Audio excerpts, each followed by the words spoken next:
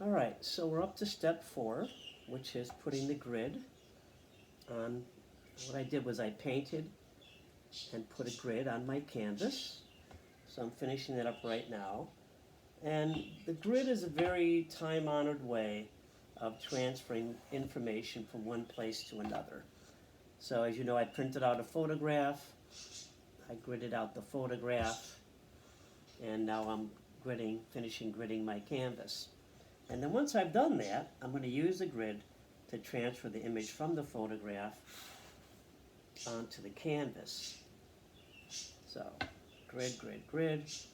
You know, Vincent van Gogh used a type of grid. He had a carpenter make this frame for him, and in the frame, the carpenter put these wires, and the wires had diagonals like this, and then horizontal and a vertical, and he would use that to help compose his paintings. So, all right, so there's my grid on my canvas. Here's the grid on my photograph. All right, and so all you got to do is whatever's in, let's say, this quadrant here, you draw into this quadrant here on your canvas. Okay, very simple, low-tech, easy, accurate, you know. And so here's my finished. I have another canvas here where I did just that, and there's my cupcake drawn on the canvas.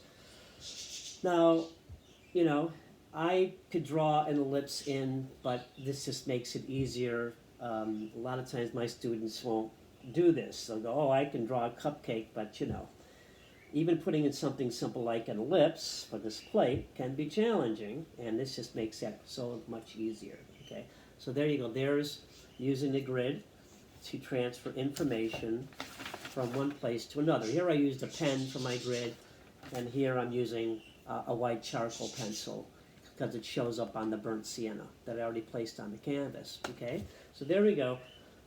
The next step is we're going to now go to step number 5, which is what I call the underpainting. So that'll be next, and I'll set up for that, and then we'll move on. All right, thank you.